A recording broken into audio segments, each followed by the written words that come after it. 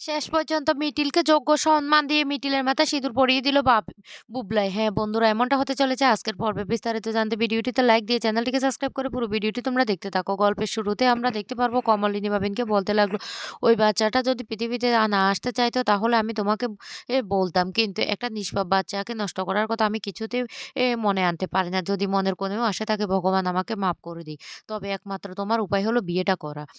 তখন নতুন কাকুও বলতে লাগলো, "হ্যাঁ, একদম ঠিক কথা বলেছ। এখন তোমার আর কোনো উপায় নেই। একমাত্র উপায় হলো তুমি বিয়েটা করা।" বাবিন তখন বলতে লাগলো, "না, আমি এটা করতে পারবো না।" কমলিনী তখন বলতে লাগলো, "শুনো, তুমি যদি বিয়ে না করো তাহলে ওই মেয়েটার জীবনটা নষ্ট হয়ে যাবে।" তখনই মিটিল বলতে লাগলো, "শোনো কাকিমা, তোমাকে আমি একটা কথা বলে রাখি। ওরা যদি ওই সিদ্ধান্ত থেকে অনড় হয়, ওই বাচ্চাটাও যদি নষ্টও হয়ে যায়, তারপরেও আমি বাবিনের জীবনে ফিরে আসতে পারবো না।" তখনই বাবিন চিৎকার করে বলতে লাগলো, "মিটিল, তুই এ কথাটা কি করে বলতে পারলি? সত্যি তুই এই কথাটা বলতে পারলি? তুই আমার সাথে এত বড় বিশ্বাসঘাতকতা করতে পারলি?" নতুন তখন বলতে লাগলো, "বাবিন, আজকে তোমার জায়গায় যদি মিটিল এই কাজটা করতো তাহলে তুমি কি ওকে ক্ষমা করতে পারতে? বলো? তাহলে মিটিল কি করে তোমাকে বিশ্বাসঘাতকতা করলো?" তখন এই কথা শুনে বলতে লাগলো, "হ্যাঁ, নতুন কাকু, আমি ওকে ক্ষমা করে দিতাম। আমি ভাবতাম যে ওর জীবনে একটা ভুল হয়েছে। সেই ভুলটা আমি সামলে নিতাম। আমি তো ওকে ভালোবাসি। তা না হলে কিসের ভালোবাসা?" মিটিল তখন বলতে লাগলো, কোনো ভালোবাসাই নেই। আমাদের মধ্যে কোনো ভালোবাসাই নেই। ধরে নাও ভালোবাসাই নেই। তাহলে সব সমস্যা মিটে গেল তো? আমি তো তোমাকে কোনো কিছু ছাড়াই মুক্তি দিয়ে দিলাম। তারপরেও তুমি কেন এতটা কথা বলছো? বলো তো?" তখনই বাবিন বলতে লাগলো, "শোনো মিটিল, আমি একটা কথা বলে রাখি। তুই এভাবে আমার উপর এতটা আ স্বার্থপর হতে পারলি? তুই এতটা অভিযোগ করতে পারলি?" মিটিল তখন বলতে লাগলো, "হ্যাঁ, পারলাম। তুই যে আমাকে দিনের পর দিন সময় দিতি না সেটা বাড়ির সবাই লক্ষ্য করত। আর আমিও করতাম। তুই আমাকে সময় দিতি না। আর তখন তো আমি বুঝতে পারিনি তুই যে আমার সাথে এত বড় বিশ্বাসঘাতকতাটা করছিস। তোর মনে যে অন্য কিছু।" তখন বাবিন বলতে লাগলো, "আমি ওই মেয়েটাকে বারবার বোঝানোর চেষ্টা করছিলাম যে কিছু যেন না করে। কিন্তু ওই মেয়েটা কনসেপ্ট করায় এখন সমস্যাটা আরো পরিস্থিতি ব্যাকুল হয়ে গেল।" এই কথাটা বলার সাথে, সাথে মিটিল তখন বলতে লাগলো, তাহলে? তাহলে তুই কেন এখন এই ধরনের কথাবার্তা বলছিস? কেন এই ধরনের কথাবার্তা বলছিস? আমি আর তো কোনোদিন তোর জীবনে ফিরে আসতে পারব না। আমি সিদ্ধান্তটা তোকে জানিয়ে দিলাম।" বাবিন তখন বলতে লাগলো, "মিটিল, তুই এটা আমার সাথে করতে পারিস না।" মিটিল তখন বলতে লাগলো, "কেন করতে পারি না?"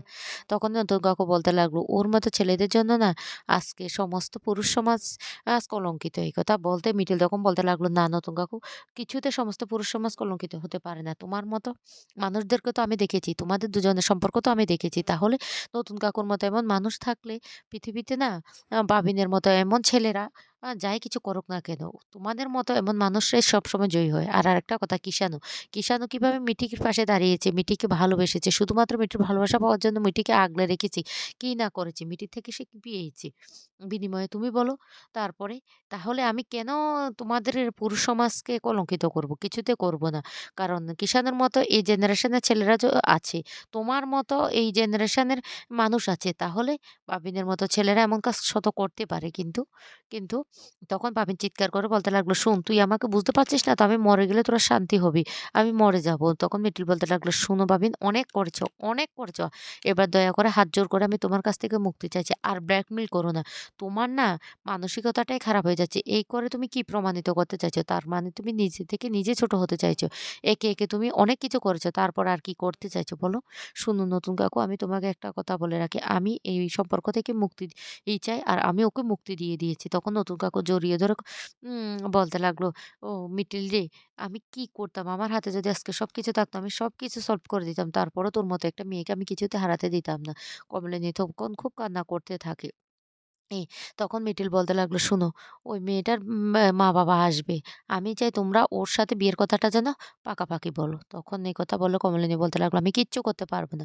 আমি কি এর মধ্যে থাকতেই পারব না?" নতুন তখন বলতে লাগলো, "কেন কমলিনী?" কমলিনী তখন বলতে লাগলো, "যা করার তুমি করো। আমার তরফ থেকে আমি কিচ্ছু করতে পারব না। আমি স্পষ্ট কথাটা জানিয়ে দিলাম তোমাকে।" তখনই নতুন বলতে লাগলো, "শোনো, এভাবে তুমি কথা বলতে পারো না।" এই কথা বলার পরে সেখান থেকে মিটিল চলে যেতে লাগলো। আর পাবিন তখন পিছন মিটিল বলে চিৎকার করতে থাকে, কিন্তু মিটিল কোনো কথার উত্তর দেয় না। মিটিল চলে যায়। পরের দিন সকালবেলায় সবাই মিলে যখন একসাথে কথা বলে, তখনই ই বাবিনকে বলতে লাগলো, "শুন বাবিন, আমি তোর না আর কোনো কথাই শুনতে চাই না।" এদিকে কুর্চি অয়নদীপও চলে আসে। কমলিনী তখন বলতে লাগলো, "শুনুন অয়নদীপ দাদা আর দিদিভাই, তোমাদের দুজনকেই বলছি, তোমরাই কিন্তু সবটা সামলাবে। আমার দ্বারা কিচ্ছু হবে না।" তখনই অয়নদীপ বলতে লাগলো, "তাহলে কি ব্যাপারটা বিয়ে পর্যন্ত এগিয়ে গেল?" কমলিনী তখন বলতে লাগলো, "আর তো কোনো উপায় নেই। বিয়েটা তো হতেই হবে। তখন অয়নদীপ বলতে লাগলো, "আমার না একদম ভালো লাগছে না।" পরোটা আমি তখন বলতে লাগলো, "ওই ছেলেটার কপালে দুঃখ আছে। ওই মেয়েটাকে বিয়ে করে না ওই ছেলেটা কোনোদিন সুখী হতে পারবে না। মিঠিলের মতো এমন একটা ভালো মেয়েকেও ঠকিয়েছে তো।" তখন সেখানে বুবলাইও বসে থাকে। এইদিকে দেখা যায় তখন হঠাৎ করে কিষাণু বলতে লাগলো, "আমি আপনাদের সবার মাঝখানে একটা কথা বলতে চাই।" তখন কমলিনী বলতে লাগলো, "কি বলবে বাবা বলো?" নতুন কাকু তখন বলতে লাগলো, কি কি বলবে? তোমার কথা না আমাদের খুব ভালো লাগে।" ঈশানু তখন বলতে লাগলো, "আমি চাই মিঠিকে বিয়ে করতে।" এই কথা বলার সাথে, সাথে কমলিনী তখন বলতে লাগলো, "বাবা আমাদের তরফ থেকে তো কোনো আপত্তি নেই। আমার মেয়ে যেটা বলবে সেটাই হবে। মিঠি যদি রাজি থাকে আমাদের কোনো আপত্তিই নেই।" তখন নতুন কাকু বলতে লাগলো, "আচ্ছা কিষাণু এই কথাটা তো আগেই হয়েছে।" তখন বলতে লাগলো, "আপনারাদের হাতে সবকিছু ছেড়ে দিয়েছি। এবার আপনারা দিনক্ষণ ঠিক করুন।" তখনই মিঠি হঠাৎ করে বলে উঠে, "শোনো আমি যে তোমাকে বিয়ে করতে চাই সেটা কি আমি তোমাকে জানিয়ে দিয়েছি? বলো। আর তুমি যদি আমাকে দয়া করতে চাও তাহলে কিন্তু।" এই কথা বলার সাথে, সাথে কিষাণু প্রচণ্ড রেগে যায় আর বলতে লাগলো, "শোনো দয়া করার বিভিন্ন ধরনের পদ্ধতি আছে। এইভাবে আমি তোমাকে দয়া করতে চাইতাম না। তোমার পরিবারের সবার সামনে আমি তোমাকে বিয়ের প্রস্তাবটা দিয়েছি। তুমি এইভাবে প্রতিনিয়ত আমাকে ছোট করতে পারো না। বুঝতে পেরেছো? আর আমি কেন এত তাড়া দিচ্ছি তুমি সেটা বুঝতে পারছো না? তুমি কি তোমার কেরিয়ারটা গড়তে চাও না? তুমি তো চাও বিদেশে গিয়ে তোমার কেরিয়ারটা গড়তে। তাহলে তোমার সমস্ত কিছু তুমি দিয়ে দিয়েছো। আমারও তো এদিক থেকে এগোতে হবে। না হলে?" তখন কমলিনী খুশি হয়ে বলতে লাগলো, "বাবা এত কিছুর মধ্যেও যে তুমি আমার মেয়ের জন্য এতটা ভাবছো, আমার মেয়ের কেরিয়ার নিয়ে এতটা ভাবছো, তাতে আমি না অনেক খুশি হয়েছি।" কিষাণও তখন বলতে লাগলো, "হ্যাঁ, মিঠির তো একটা ভবিষ্যৎ আছে। মিঠি কি বিয়ে করে ঘরের মধ্যে বসে, বসে রান্না-বান্না এসব করবে? মিঠি তো চায় বাইরে গিয়ে লেখাপড়া করে তার কেরিয়ারটা গড়ে তুলতে। সেইজন্য আমি বিয়েটা যত তাড়াতাড়ি সম্ভব হয়ে যাওয়া সেটাই দরকার।" তখন বুবলাই হঠাৎ করে বলতে লাগলো, "আমি সবার মাঝখানে একটা কথা বলতে চাই।" এই কথা বলার সাথে, সাথে কমলিনী তখন বলতে লাগলো, "তোমার আবার কিসের কথা বলো?" তখনই বলতে লাগলো, "বাবিনের সাথে যেহেতু মেয়েটার বিয়েটা হয়ে যাচ্ছে মা, মিঠিল এত বৎসর পর্যন্ত আমাদের পরিবারে থেকেছে। মিঠিল একটা খুব অত্যন্ত ভালো মেয়ে। আমি যেটা মনে আসছে সেটাই আমি তোমাদেরকে বলছি। মিঠিলের মনে এভাবে আঘাত দেওয়া মোটেই ঠিক হয়নি। মিঠিল আমাদের পরিবারে একজন হয়ে গেছে।" তো অমলিনী তখন বলতে লাগলো, "কি করব? সেটা তো তোমার ভাই বুঝলো না। তোমার ভাই এই মেয়েটার সাথে এত বড় বিশ্বাসঘাতকতাটা করলো।" তখন বুবলাই বলতে লাগলো, "মা, মিঠিলের যদি কোনো অসুবিধা না থাকে তাহলে আমি মিঠিলকে সসম্মানে এ বাড়িতে তার যোগ্য সম্মান দিতে চাই।" এই কথা শুনতে কমলিনী অবাক হয়ে যায় আর বলতে লাগলো, "তাহলে বর্ষা?" তখন বলতে লাগলো, "বর্ষা রীতিমতো আমাদের সাথে একের পর এক অন্যায় করেছে।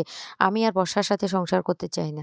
আমি মিঠিলকেই এই যে তার যোগ্য সম্মান দিয়ে এ বাড়িতে নিয়ে আসতে চাই। মিঠিল অত্যন্ত ভালো মেয়ে। বাবিন মিঠিলের সাথে প্রচণ্ড অন্যায় করেছে। কিন্তু আমি চাই সেই অন্যায়টা সে ক্ষমা করে দিয়ে বাবিনের আমি মিঠিলেরকে যোগ্য সম্মান দিতে।" এই কথা শুনতে কমলিনী খুব খুশি হয়ে যায়। নতুন কাকু তখন বলতে লাগলো, "বুবলাই সত্যি তুই কি এটা চাইছিস?" বুবলাই তখন বলতে লাগলো, "হ্যাঁ নতুন কাকু।"